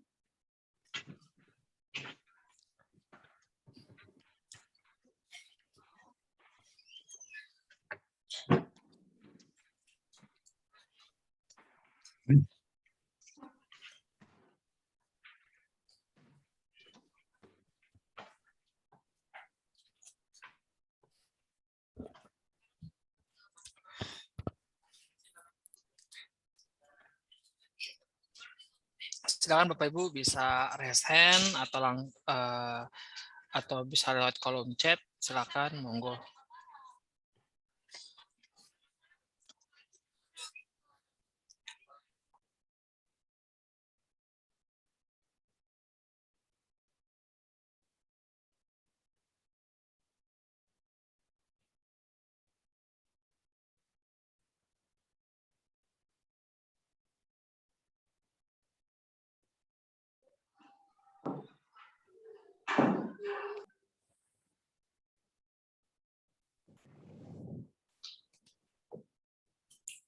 Baik, Bapak Ibu yang mau bertanya, khususnya buat para bendahara maupun bagi para PPSPM ya.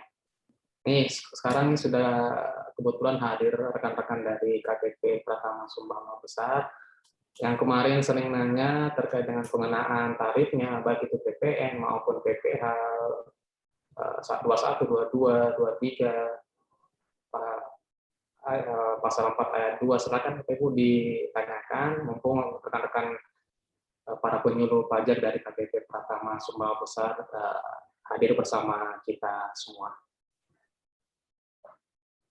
Apalagi khususnya untuk yang pengenaan pajak PPN ya, di 1 April nanti. Jadi sudah fix ya Pak Rizal ya, sudah berlaku di 1 April 2022 ya untuk pengenaan baru PPN-nya. Sudah Pak Taufik. Baik Bapak Ibu silakan kalau ada yang mau ditanyakan bisa langsung dengan narasumber. Ini tipikal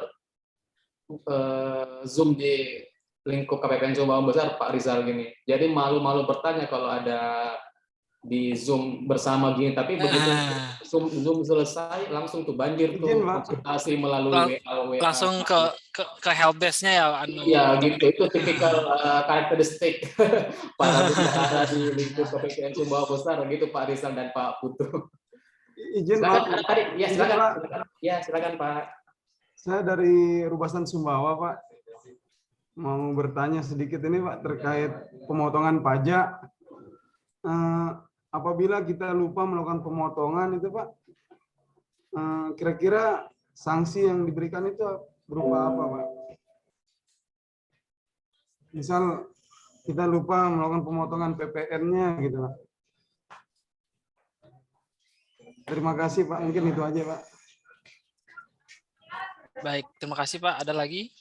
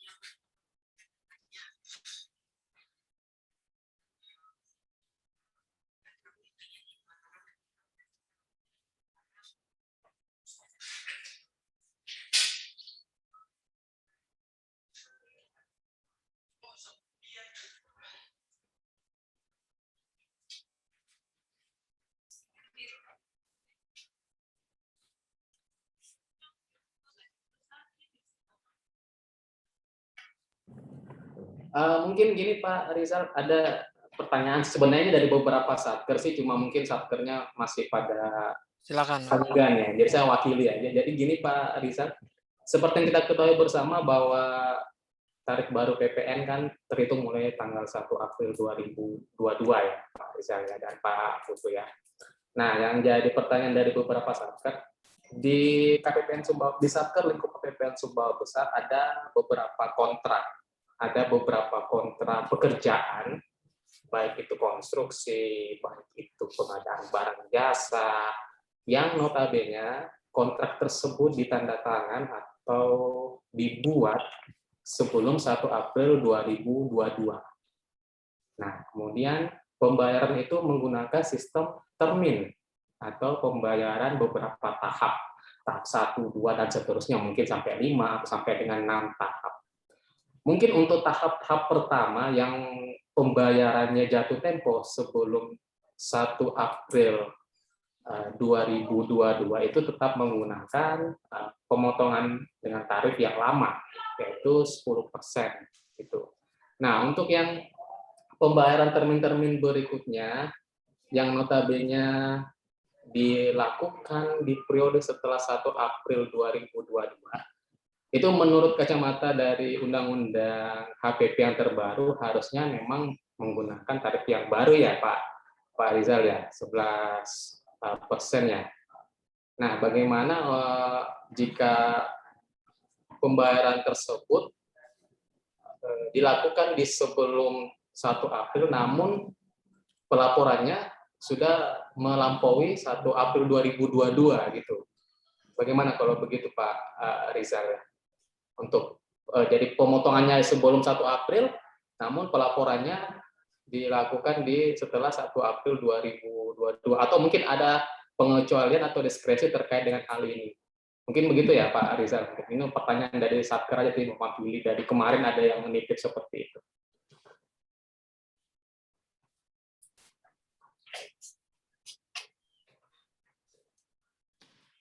Baik. Baik Mas Taufik, terima kasih. Ada lagi? Atau saya jawab aja dulu yang ada? Ya, yang pertama dari Pak Rusbasan ya. Itu terkait dengan bagaimana apakah apabila kita lupa melakukan pemotongan pajak itu bagaimana? Sebenarnya sudah di state dalam ketentuannya itu untuk tertuang kalau tidak salah itu pasal 9 ayat 1 dan 2A Undang-Undang KUP ya, ketika adanya keterlambatan pembayaran atau penyetoran pajak ke kas negara setelah batas waktu yang ditentukan, itu seharusnya akan dikenain denda bunga sebesar 2% per bulan, dihitung dari tanggal jatuh tempo yang ditentukan. Tapi biasanya untuk yang instansi pemerintah kan dilonggarkan, karena memang juga untuk instansi pemerintah kan ada bagian unit auditnya gitu ya Pak ya, yaitu Ikjen gitu ya, yang mengaudit setiap kegiatan Bapak Ibu semua, atau untuk dari pemerintah pusat itu BPK gitu ya, sebagai bentuk rekomendasi atas pelaksanaan kegiatan anggarannya, seperti itu Pak.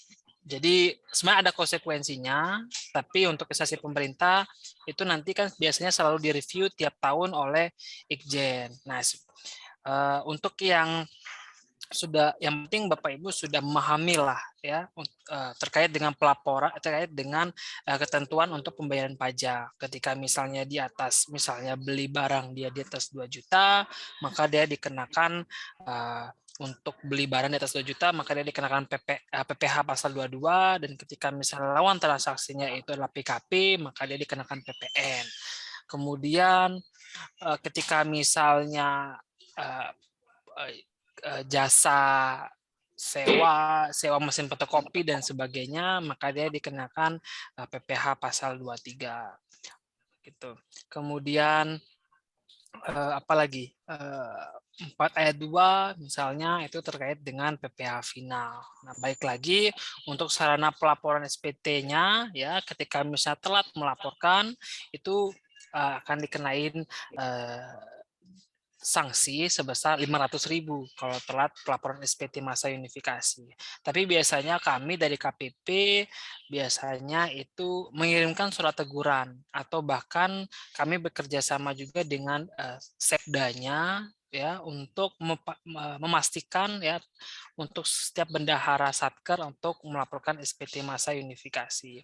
Contohnya yang kita sedang terapkan untuk yang di bendahara KSB ya, Sumbawa Barat ya, ketika belum melaporkan SPT masa unifikasi, maka untuk pencairan GUP-nya ditahan oleh Sekda gitu misalnya. Jadi memang dari kami sangat digenjot gitu ya sama atasan kami untuk SPT masa unifikasi untuk segera dilaporkan Bapak Ibu semua. Selanjutnya yang kedua dari Pak Taufik ya. Jadi memang ini sebenarnya dilema juga Pak Taufik, karena sampai dengan sekarang pun kita masih belum ada juklak gitu ya, juklak atas tarif PPN 11% ini. Sebenarnya gimana untuk mekanisme misalnya kontrak atau sebagainya. Jadi masih berasumsi berdasarkan atau penafsiran berdasarkan dari undang-undang saja, karena dari juklaknya pun juga untuk tarif PPN 11% ini sebenarnya bagaimana, misalnya untuk terkait dengan kontrak dan sebagainya. Jadi kini saya masih berdasarkan penafsiran dari undang-undang yang ada. Jadi baik lagi intinya bahwa PPN itu akan terutang ya kalau kita lihat dari pasal 11 Undang-Undang PPN dalam Ciptaker itu saat terutangnya PPN itu adalah saat kita melakukan penyerahan barang atau jasa, atau saat kita melakukan pembayaran, atau saat kita menagihkan tagihan, itu sudah mulai terutang PPN. Nah, ketika misal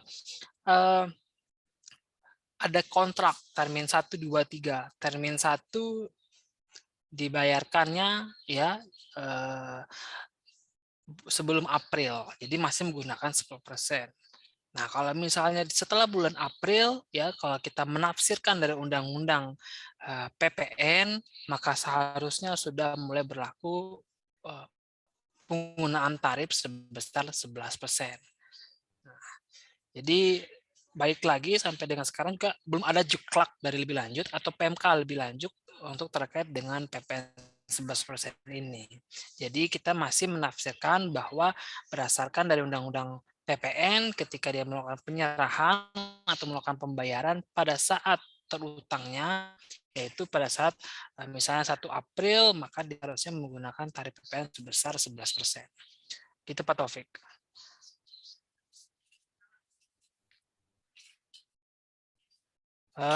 Ini masih unmute. Sorry ya.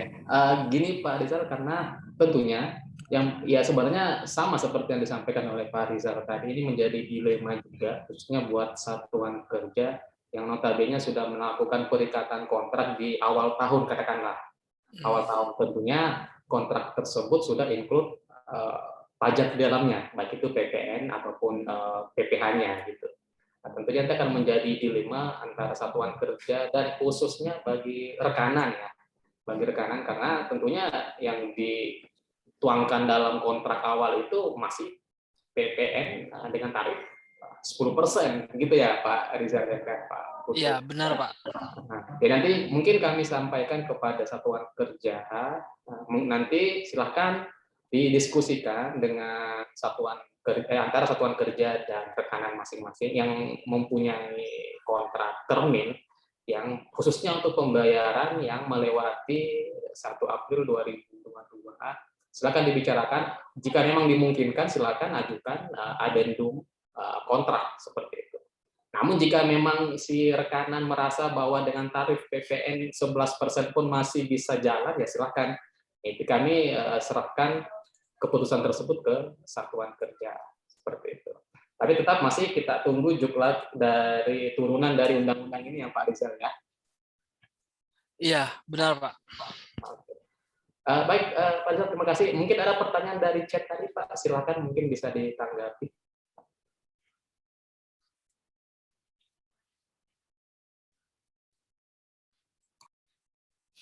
Dari Wahyuni Utami, Kemenak KSD, izin bertanya, misalnya ada lebih bayar atau terjadi 2 kali pembayaran pajak, apakah dana bisa ditarik kembali, Pak?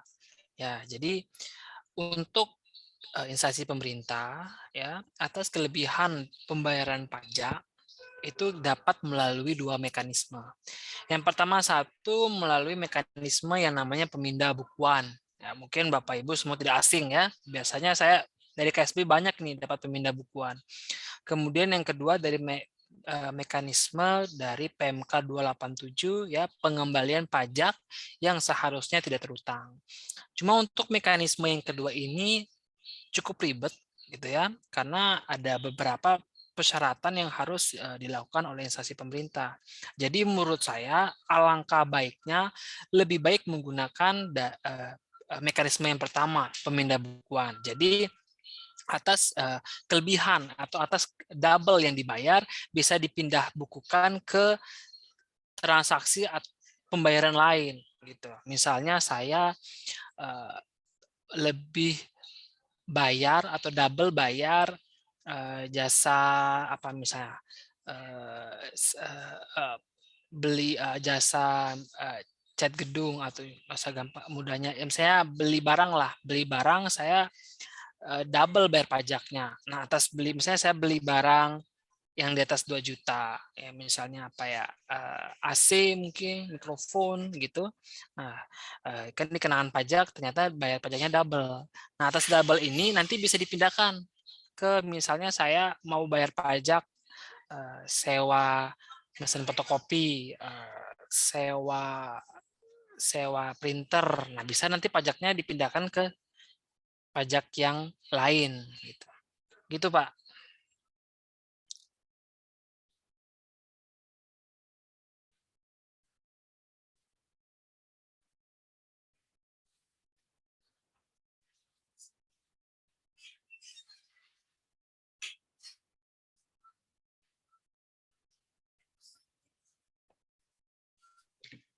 Baik Bu Tami, yang bertanya tadi apakah sudah jelas Bu?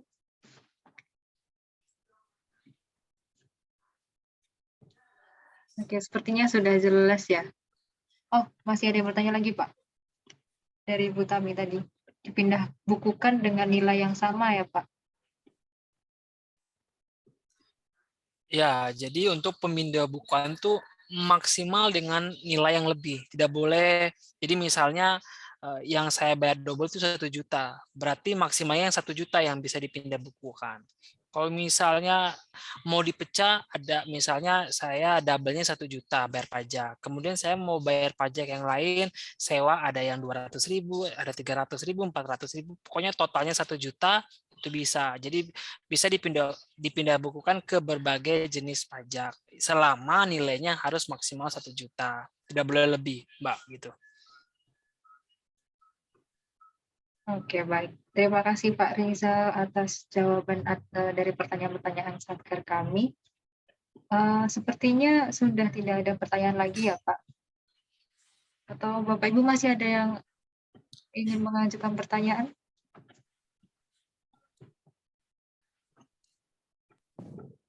Pak Rizal dan Pak Putu, izin mungkin nanti untuk kontak yang bisa dihubungi ya bagi para bendahara satuan kerja terkait dengan permasalahan seputar perpajakan ini, mulai dari tarif dan pelaporannya mungkin bisa di-share di sini ya Pak Rizal dan Pak Putu ya.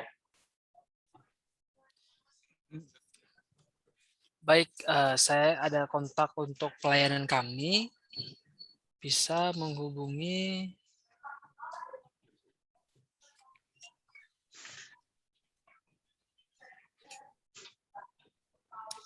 ya, bisa kalau untuk helpdesk 0811 38 33 913.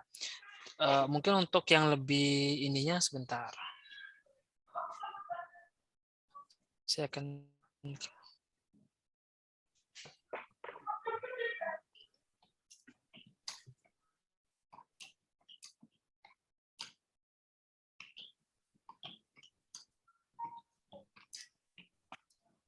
Oke.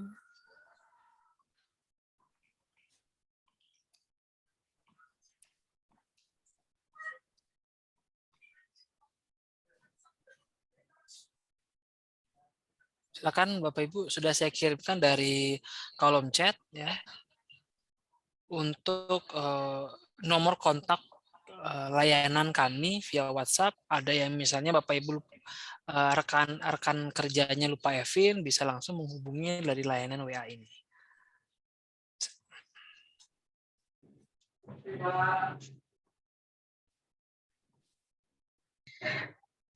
Baik, terima kasih Pak Rizal dan Pak Putu atas sharing materinya kepada Satuan Kerja di lingkup KPPN Sumbawa Besar.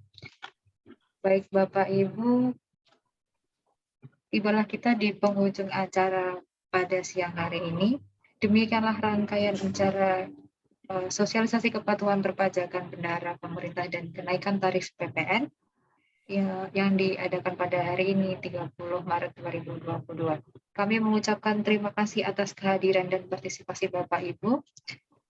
Kami pamit mohon undur diri. Mohon maaf apabila ada kata-kata yang kurang berkenan selama acara berlangsung. Akhir kata, wassalamualaikum warahmatullahi wabarakatuh. Waalaikumsalam. Waalaikumsalam warahmatullahi wabarakatuh. Makasih Pak Rizal. Ya, makasih Pak Taufik. Makasih Pak. Makasih Mbak Nadia, Makasih, Bapak, Ibu makasih sekalian. teman-teman semua.